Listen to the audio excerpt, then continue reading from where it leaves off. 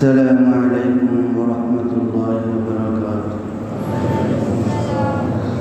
إن الحمد لله نحمده ونستعينه ونستغفره ونؤمن به ونتوكل عليه ونعوذ بالله من شرور أنفسنا ومن سيئات أعمالنا. من يهد الله فلا مضل له ومن يضلل فلا هادي له ونشهد أن لا إله إلا الله وحده لا شريك له ولا نذير له ولا وزير له ولا مثيل له ولا مشير له ولا معين له ونشهد أن سيدنا وسندنا وحبيبنا وطبيب قلوبنا وطبيب أرواحنا ومرشدنا ومولانا محمدا عبده ورسوله الذي أرسله بالحق بشيرا ونذيرا وداعيا إلى الله بإذنه وسراجا وقمرا منيرا. اللهم صل على سيدنا مولانا محمد في أول كلامنا. اللهم صل على سيدنا ومولانا محمد في أوسط كلامنا. اللهم صل على سيدنا مولانا محمد في آخر كلامنا. وصلى الله تعالى على خير خلقه محمد وعلى آله وصحابه أجمعين. أما بعد فأعوذ بالله من الشيطان الرجيم. بسم الله الرحمن الرحيم. ظهر الفساد في البر والبحر بما أيديكم. صدق الله مولانا العظيم. وقال النبي صلى الله عليه وسلم إن الشيطان يجري من الإنسان مجرى الدم أو كما قال عليه الصلاة والسلام. محترم वाजिब एहतराम मुअज़्ज़ज़ मुस्लिम करम, अल्लाह जल्ला शानुहु अल्लाह को पूरी शुक्रिया। अल्लाह रब्बुल आलमीन এই পবিত্র দিনে আল্লাহ রব্বুল আলামিনের মহান হুকুম জুমার নামাজ আদায়ের উদ্দেশ্যে আল্লাহর ঘর মসজিদে আগে আগে উপস্থিত হয়ে দিনে কিছু আলোচনা করা এবং শুনবার আল্লাহ পাক আমাদেরকে তৌফিক দান করেছেন। সকলে আমরা আমাদের অন্তরের অন্তঃস্থল থেকে শুকর আদায় করি আলহামদুলিল্লাহ।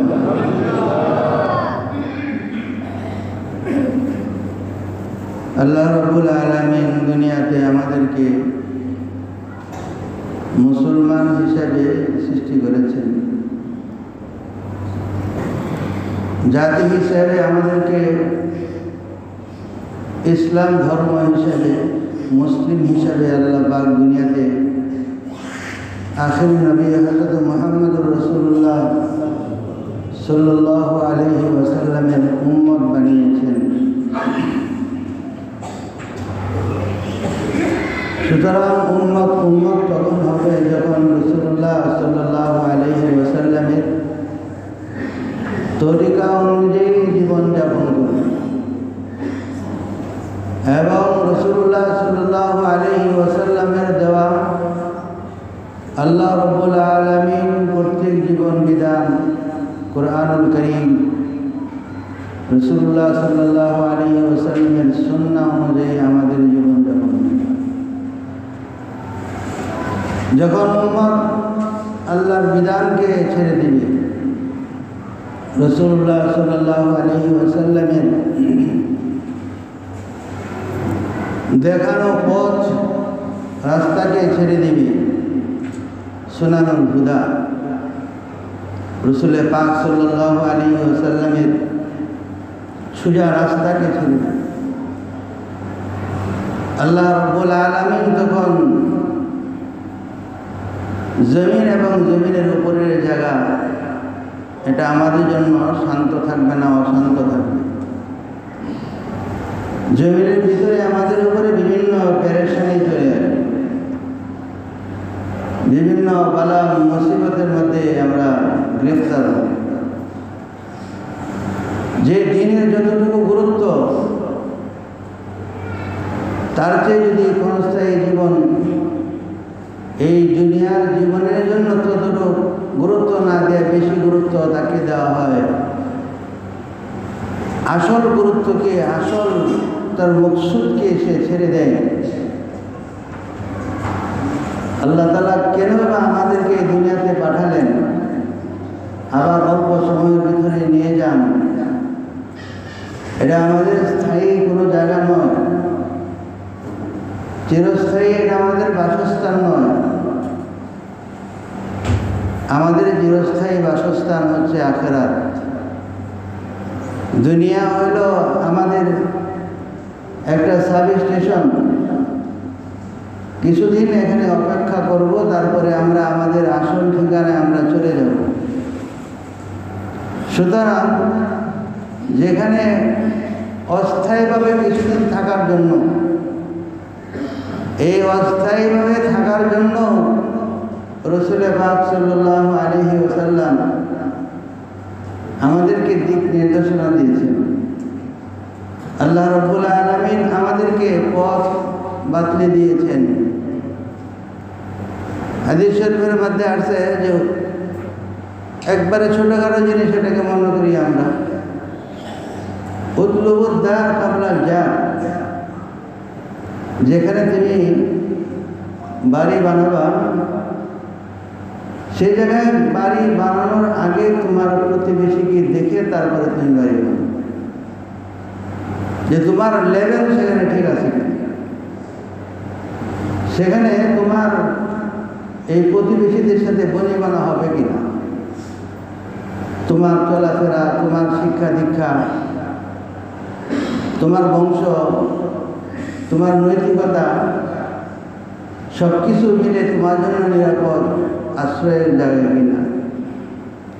যে মানুষের দুনিয়ার পথে চলার জন্য যে মৌলিক অধিকার আছে, সেই মৌলিক অধিকারের মধ্যে অন্যতম হচ্ছে বাসস্থান।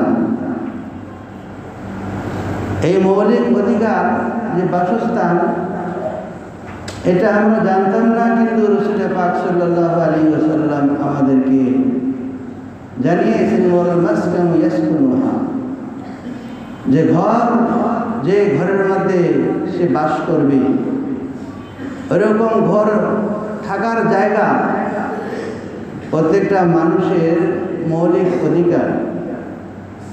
শিক্ষা মানুষের জন্য মৌলিক অধিকার, চিকিৎসা মানুষের জন্য মৌলিক অধিকার, খাদ্য মানুষের জন্য মৌলিক অধিকার।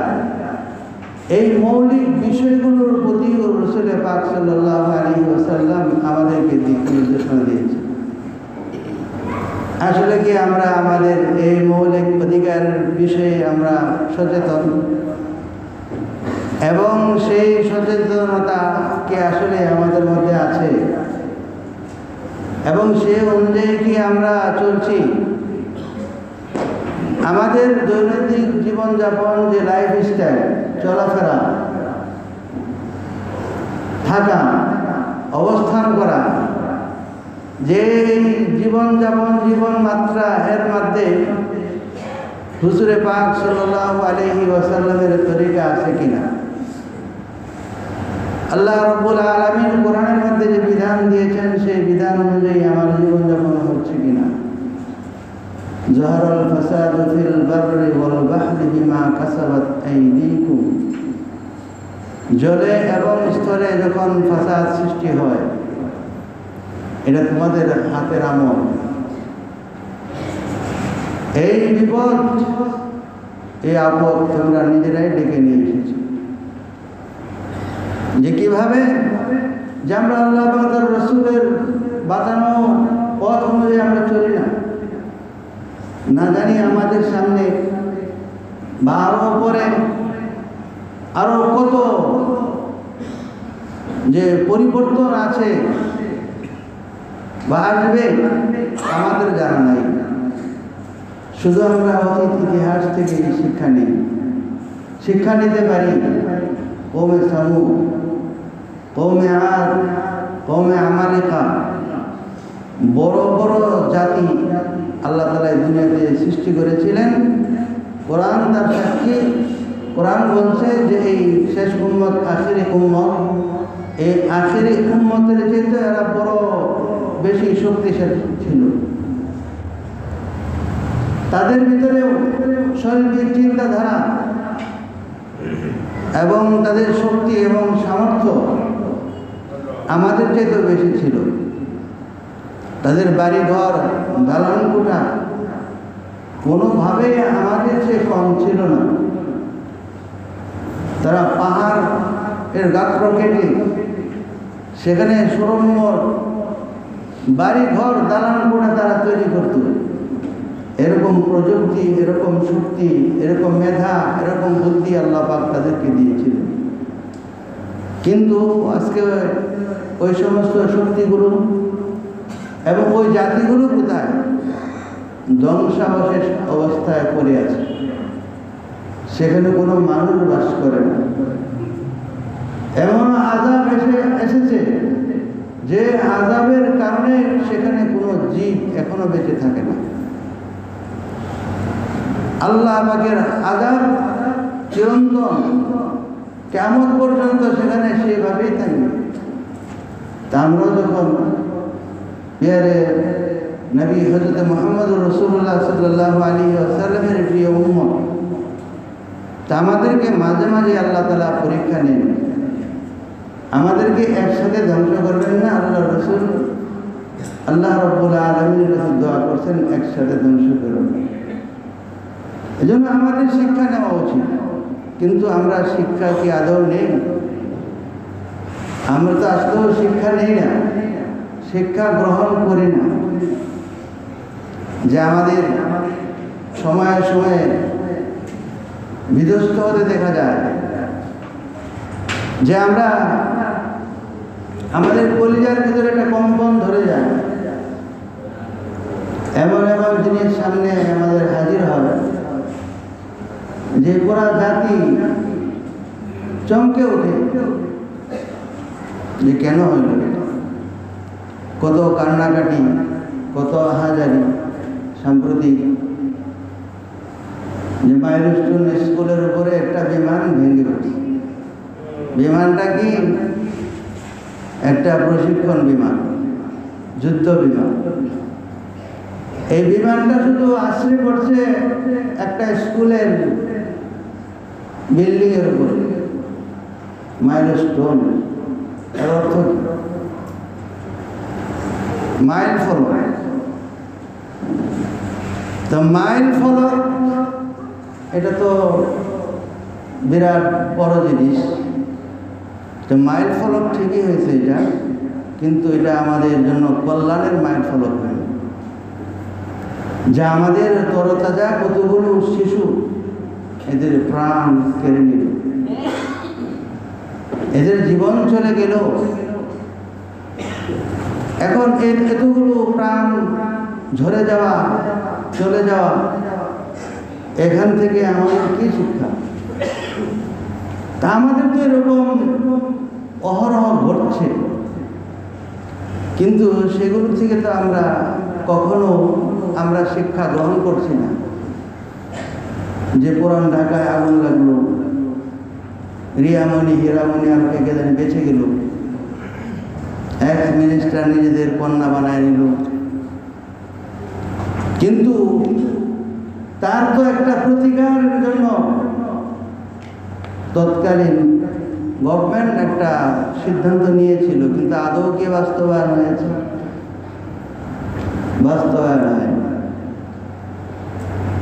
আমাদের পরিকল্পনা মোতাবেক আমাদের মেট্রো রেল, তার মধ্যে বড় ধরনের অঘটন ঘটল।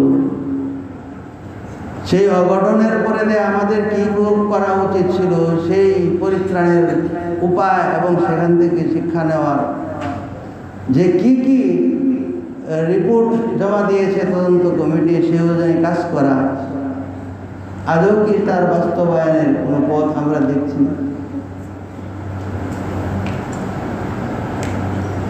ব্রিটিশ আমলের মধ্যে আপনাদের এই ঢাকার শহর, আমাদের জন্ম হয় নাই, আমাদের বাপদাদাদের মতো জন্ম। তখন ব্রিটিশেরও কিন্তু একটা পরিকল্পনা ছিল। 200-250 বছর আগের ব্রিটিশ, তাদের পরিকল্পনার ছাপ কিন্তু আমরা এখনো দেখতে পাই। বোম্বেতে যাওয়ার আগে বিশাল বড় একটা নদী আছে, যে নদীর নাম নর্মাদা। এই নদীর উপরে অবিশ্বাস্য একটা স্টিলের ব্রিজ আছে, যে 250 বছরের আগে বানানো ব্রিজ। সেই ব্রিজ এখনো অক্ষত, যে ব্রিজের উপর দিয়ে ট্রেন চলাচল করত, এখনো করে। 250-300 বছরের আগের ব্রিজ এখনো অক্ষত আছে। আর আমাদের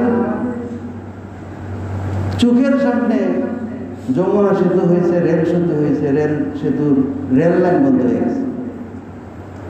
তো বুঝেন যে ব্রিটিশের পরিকল্পনা আর আমাদের পরিকল্পনা। ঢাকার শহরের যে ম্যাপ 200 বছর আগের বা 150 বছর আগের যে ম্যাপ অনুযায়ী প্রত্যেকটা এরিয়া ভাগ করা ছিল। যেমন আপনারা বলেন কারওয়ান বাজার, এর অর্থ হইল যে কর্মজীবীদের বাজার। এখানে যারা শ্রমিক তারাই সেখানে থাকবে। এর আশেপাশে এরকম সুউচ্চ কোনো দালান কোঠা গড়ে উঠে। ফোল্ডার স্ট্রিট, যেটা পুরান ঢাকায়, এখানে ছিল আবাসিক বাড়িঘর। এখানে বড় বড় যারা পয়সাওয়ালা, বড় বড় অফিসার, তাদের বসবাসের জায়গা। মতি ঝিল, এখানে ছিল ঝিল, এখন কি আছে? এগুলোর পরিকল্পনা। হাতির ঝিল, সেখানে সেই ঝিলে হাতির গোসল হইত, এটা ছিল পরিকল্পনা। ধানমন্ডি, এটা ছিল বাজার, এটা ছিল পরিকল্পনা। পান্থপথ, কয়েকটা রাস্তার একটা কেন্দ্রস্থল, কিনারা পান্থ। এখন কি সেই পরিকল্পনা আছে? আদৌ যে আমাদের ঘর বাড়িগুলো গড়ে উঠছে, ব্রিটিশ যে পরিকল্পনা রেখে গিয়েছিল, সেই পরিকল্পনা অনুযায়ী আমরা রেখেছি। যারা হজ করছেন বা বিভিন্ন দেশে গেছেন, সেই বিভিন্ন দেশের যে পরিকল্পনাগুলো আপনারা দেখে এসছেন, যে সেখানে তাদের এয়ারপোর্টগুলো আবাসিক এরিয়া থেকে কতটুকু দূরত্ব, কতটুকু দূরে তারা তাদের এয়ারপোর্টকে রেখেছে। যে কত রিয়াল লাগে প্রাইভেট একটা গাড়ি নিয়ে সেখানে ভিতরে ঢুকতে, কত মাইল যাইতে হবে। এরপরে যে প্রশিক্ষণ বিমানের জন্য, তার জন্য এরিয়া কোথায়? কিন্তু আমাদের যেখানে খাওয়া, এখানেই পেশাব পায়খানা, এখানেই ঘুমানো, এখানেই সব কিছু, ওখানেই এয়ারপোর্ট, ওইখানেই বাসের রাস্তা, ওখানেই ট্রেনের রাস্তা। আমাদের কোনো পরিকল্পনাই নেই। আমাদের শিক্ষা হলো এটা, যে আমাদের একটা পরিকল্পনা থাকতে হবে, পরিকল্পনা নিতে হবে। কিন্তু আমাদের কোনো পরিকল্পনা আমাদের হাতে নাই। হযরত রাসূল আকরাম সাল্লাল্লাহু আলাইহি ওয়াসাল্লাম এর সময় যখন মদিনায় গেছেন, মদিনা সনদ আমরা জানি, সংক্ষেপ যদিও যে অল্প 7-8টা বিষয়, কিন্তু এক একটা বিষয়ের ভিতরে অনেক কিছু। তার মধ্যে একটা ছিল প্রতিরক্ষা বিষয়, প্রতিরক্ষা, প্রতিরোধ, শত্রুদের থেকে বাঁচা, নিজেরা নিরাপদ থাকা।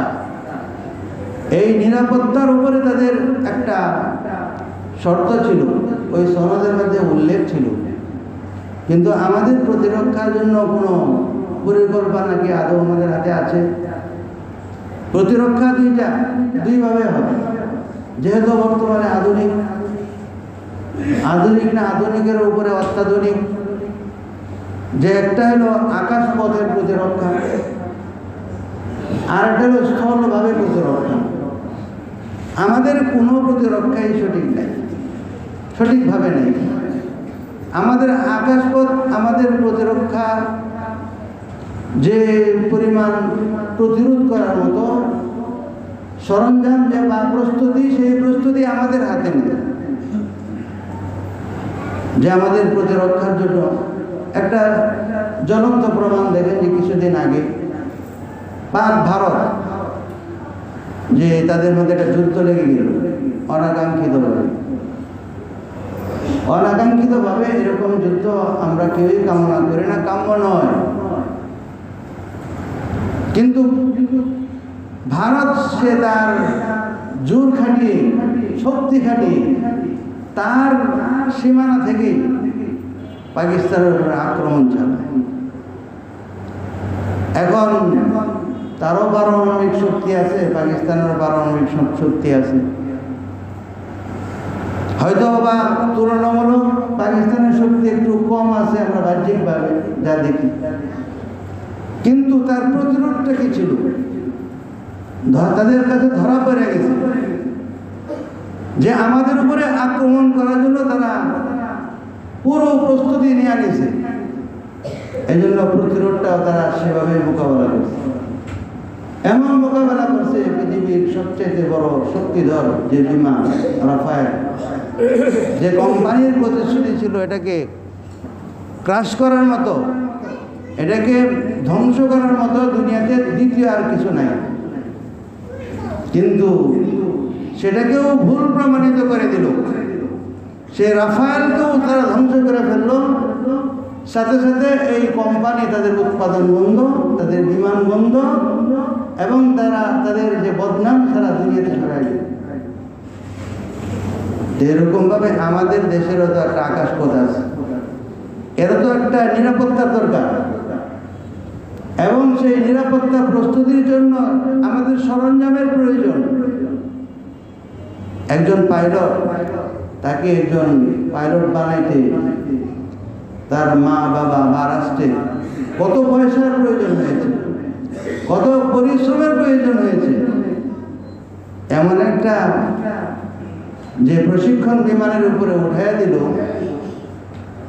যেটা যে দেশ থেকে ক্রয় করা হলো সেই দেশ এই বিমানকে ব্যবহার করে না, সেই দেশ আমাদের কাছে বিক্রি করে দিল। আর আমাদের দেশের মানুষ তো জানেন যে কত সৎ এবং কত স্বচ্ছ, যে কম পয়সা পাইছে কিনে ফেলল। কিন্তু আজকে ফলাফল কি হইল? যে একজন পাইলট তার জীবন গেল, কতগুলো প্রাণ চলে গেল, কতগুলো জীবন চলে গেল, এতগুলো মানুষ মারা গেল। কিন্তু এখান থেকে আমাদের কি শিক্ষা হবে? আমাদের কি শিক্ষা আছে? তো মাশাআল্লাহ, আমাদের যিনি ওই যে লঙ্কায় জাহের আলো অবস্থা গেল, যেই গতিতে বসে সে তার মতো, যে একটা ঘটনাকে ধামা চাপার জন্য আর একটা বড় ধরনের ঘটনা সে ঘটায়, তখন আগের বড় ঘটনাটা পরের ঘটনায় ভুলে যায়। আমাদের স্মৃতিশক্তি, মেধাশক্তি এত দুর্বল।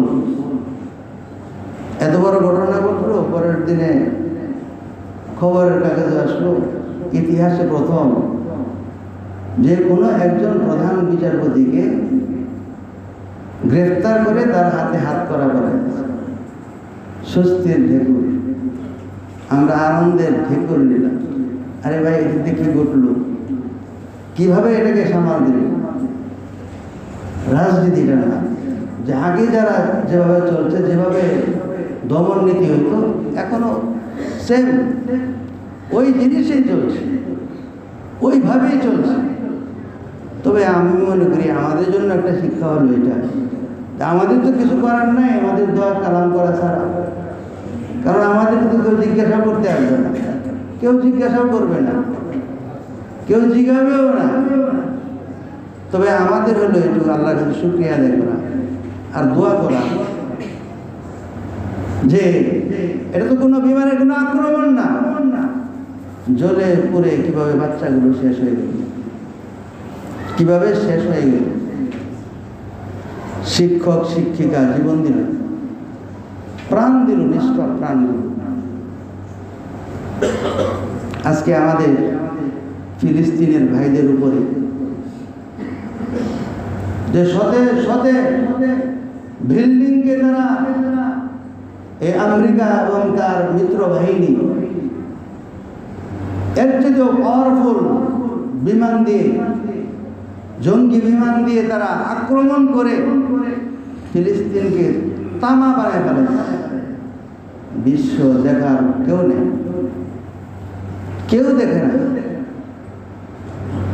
আমাদের ভয় হয় যে কোন দিন আমাদের অবস্থা এরকম হয়ে যায়, হয়তো আল্লাহ পাক আমাদেরকে না দেখাক, আমাদের সামনের প্রজন্ম যেন তার সম্মুখীন না হয়।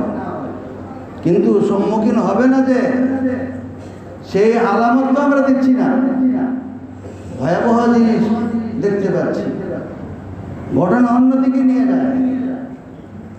জাতিসংঘ তাদের মানবাধিকার অফিস ফিলিস্তিনে আছে, কিন্তু এই মানবাধিকার অফিস কি ফিলিস্তিনের মানুষকে রক্ষা করার জন্য না খতম করার জন্য? হ্যাঁ, ফিলিস্তিনকে রক্ষা করার জন্য না ধ্বংস করার জন্য? মুসলমানকে রক্ষা করার জন্য না ধ্বংস করার জন্য? আপনারা আরো দেখছেন যে সোশ্যাল মিডিয়াতে তাদেরকে খাবার তো দিবে দেওয়ার কথা, খাবার পৌঁছানো যাচ্ছে না। বিভিন্ন এজেন্সি চেষ্টা করছে কিন্তু খাবার পৌঁছতে দেয় না, এদেরকে না খেয়ে মেরে ফেলছে। এক তো আক্রমণ, খাবার যদি আক্রমণ করে, বিমান দিয়ে আক্রমণ করে, এইটা আবার কোন আক্রমণ যে না খায়া শিশুদের যে কঙ্কাল বের হয়ে গেছে, হাড্ডি বের হয়ে গেছে।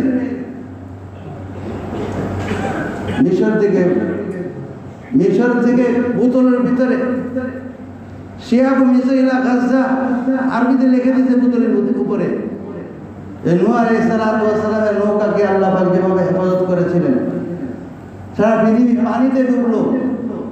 নূহ আলাইহিস সালামের নৌকাকে আল্লাহ তাআলা যদি পর্বতের কাছে নোঙ্গর করালেন, তাদেরকে বাঁচায় দিলেন। ওই মিশরের লোকেরা বোতলের ভিতরে চিরা মুড়ি খেজুর তার বোতলের উপরে লিখে দিয়েছে যে শিয়াবে মিশর ইলা গাজা, ওই গাজার মুসলমানদের জন্য। তারা তো খাবার পাঠাইতে পারে না, সমুদ্র তোমার হাতে আমরা সঁপে দিলাম, এই খাবার যেন ওই গাজাবাসীর, গাজার শিশুদের কাছে, গাজার লোকদের কাছে পৌঁছে যায়। তাহলে তোমার মানবাধিকার এক অফিস কি করো? কিসের জন্য তোমার মানবাধিকার? ঢাকায় মানবাধিকার অফিস উদ্বোধন হয়ে গেছে, দেশের মুসলমান ঘুমের মধ্যে আছে। আমার মতো দুইজন মোল্লা মৌলবী যারা মসজিদের হয়তো মেম্বারে বলে হয়তো, তাও সাহস নিয়ে রিস্কের উপরে কোন রাজনৈতিক দল, সক্রিয় রাজনৈতিক দল এর বিরোধিতা করে নাই, বরং সব ব্রিটিশ এবং ওই আমেরিকার পাচাটাগুলা, ওদের পা চাটতে পারলে মনে হয় যে তাদের সফলতা, রাষ্ট্র ক্ষমতায় আসতে পারলে তাদের সফলতা। কিন্তু এই যে আমার দেশে যে মানবাধিকার অফিস হলো, এর পরিণাম কি আপনার জানা আছে? এর পরিণাম কি আপনি জানেন? যে এর পরিণাম হলো ফিলিস্তিন। এর পরিণাম হচ্ছে এই দক্ষিণ এশিয়ার মধ্যে সর্বপ্রথম এই মানবাধিকার অফিস করে নেপালে, সেই নেপালের মধ্যে সমকামিতার কে বৈধতা দিয়া সেই অফিসকে এখনো ঘিরে রেখেছে। একমাত্র দেশ যেখানে দক্ষিণ এশিয়ার ভিতরে সমকামিতাকে সর্বপ্রথম বৈধ করে এবং সেটা তারা ক্রেডিট দেয়। আমাদেরকে ধোঁকা দিয়ে আমাদের দেশে এই মানবাধিকার অফিসগুলো, এই মানবাধিকার অফিসে আমাদের দরকার নাই। আমাদের এই দেশ অশান্ত না, আমার এই দেশের মধ্যে কোনো মারামারি নাই, এই দেশের মধ্যে কোনো কাটাকাটি নাই, বরং সে আসছে যে আমাদেরকে ধ্বংস করার জন্য। ধ্বংস দুইভাবে হয় মুসলিম জাতি, একটা হলো শিক্ষার দ্বারা, আর একটা হইল যে অমুসলিমদের সেবার দ্বারা। তো অমুসলিমদের সেবা আমাদের প্রয়োজন নেই, আমাদের কোনো প্রয়োজন নাই। অমুসলিমদের শিক্ষার আমাদের কোনো প্রয়োজন নাই, আমাদের শিক্ষায় যথেষ্ট, আমাদের শিক্ষার ভিতরে কোনো কমতি নেই। আলহামদুলিল্লাহ, যে হযরত মুহাম্মদুর রাসূলুল্লাহ সাল্লাল্লাহু আলাইহি ওয়াসাল্লামের দেওয়া শিক্ষা পৃথিবীর মধ্যে একমাত্র শিক্ষা, যে শিক্ষা এই দেশের মধ্যে আল্লাহ তাআলা যে সপ্তাহে, মাসে, বছরে, বছরকে বছর জুড়ে চলমান চলছে। সুতরাং এই শিক্ষা যতদিন আমাদের এই দেশের মধ্যে টিকে থাকবে, এই দেশ ইনশাআল্লাহ কেউ ধ্বংস করতে পারবে। আপনি দেখেন ওই যারা অমুসলিম দেশ যেগুলো আছে তাদের ধর্মের উপরে কোনো আলাদা কোনো শিক্ষা নেই, তাদের কোনো সিলেবাস নেই, তাদের কোনো পড়াশোনা নাই। ওই নির্দিষ্ট দিয়ে একজনকে বসায় দেয় এবং সেই বসায় দেওয়ার ফলাফল দেখা যায় ওই পাদ্রী অথবা ওই ধর্মযাজক তাদের দ্বারা কত অঘটন ঘটে থাকে। তারা অপশনাল সাবজেক্ট সেটা, কিন্তু আমাদের মূল সাবজেক্ট হলো ধর্ম, দিন আমাদের মূল বিষয়। এই জিনিস নিয়ে আমরা এগোচ্ছি, আমরা এগিয়ে যাব এবং সেটাই আমাদেরকে একমাত্র মুক্তি দিতে পারে, অন্য কিছু আমাদেরকে মুক্তি দিতে পারে না। আমাদের দেশের জাতিসংঘের এই মানবাধিকার অফিস হইল, কেউ কিছু বলে না, কেউ কিছু বলার সাহস পায় না। কেন বলে না? যারা বলে তাদেরকে বলে আবার জঙ্গি উল্টা। ভবিষ্যতে আমাদের দেশে এই এলডি যাতে স্থাপিত না হয়, এই জন্যই তো ধর্মপরায়ণ মুসলমান যারা ধর্মকে নিয়ে চলে তারা একটু কথা বলে। যখন আমাদের ভিতরে এই সমকামী ঢুকে দিবে, আমাদের ধর্ম শেষ হয়ে যাবে, আমাদের বংশ শেষ হয়ে যাবে, আমাদের নসল শেষ হয়ে যাবে, আমাদের সব কিছুকে ধ্বংস করার জন্য তারা চেষ্টা করছে।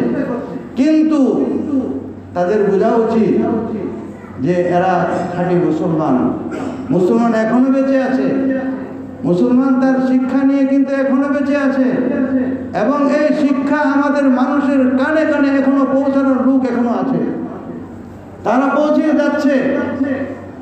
শুধু দরকার আপনাদের, আমাদের শুধু একটু সমর্থনের দরকার। এই বর্তমান সরকার জঙ্গি নাটক সাজায় ফেলেছে, আগে যা করতো এও ঘটেছে। এই কয়েকজন আলেমের নামে জঙ্গি মামলা দিয়েছে। বলেন বর্তমান এই দেশে এই পরিস্থিতিতে কোনো যে জঙ্গি ইস্যু আছে? আপনাদের জানা আমাদের জঙ্গি কোনো ইস্যু আছে? কিন্তু ঠিকই কিন্তু এই সরকারকে দেওয়া জঙ্গি নাটক সাজা মামলা একটা দেন না। তাহলে যারা প্রতিনিধিত্ব করতেছে এখন কাদের প্রতিনিধিত্ব হয়ে আসছে? কোন দিকে যাবেন আপনি? কোন দিকে ফিরবেন? যে ক্ষমতা নিয়ে আছি, রাষ্ট্র ক্ষমতার চিন্তায় বিভোর, কিন্তু আমাদের ভবিষ্যৎ, আমার সন্তানাদি, আমাদের কি করণীয়, আমাদের কি করতে হবে, সেই করণীয় জায়গার মধ্যে আমরা নাই। আমাদের কিসের অভাব আছে? কোনো অভাব আছে? কিন্তু চাপায় আমাদের উপরে চলে আসে। আমার ঘরে যদি রান্না করার মানুষ থাকে, আপনি যদি এই রান্নার লোকটাকে বসায় রেখা বাহিরে থেকে লুকাই না রান্না করান, তাহলে তাকে বেইজ্জতি করা হয়। আমাদের দেশে কি ডাক্তারের অভাব আছে? আমার দেশের ডাক্তারকে মূল্যায়ন না করে না বসে, যখন কোথাও কোনো ইনজুর সৃষ্টি হয়, তৈরি হয়, দেখা যায় বিদেশ থেকে ডাক্তার এদেরকে চিকিৎসা করে। এটা আমার দেশের নিজের শিক্ষাকে, নিজের শিক্ষা খাতকে, নিজের যোগ্য লোকদেরকে অপমান করা, নিজের লোকদেরকে অপমান করা ছাড়া কিছু না। এটা কাদেরকে রাজি করে দিল? কাদেরকে খুশি করাতে চান? এই দেশ এটা আমাদের নিয়ামতের দেশ, এটা মুসলমানদের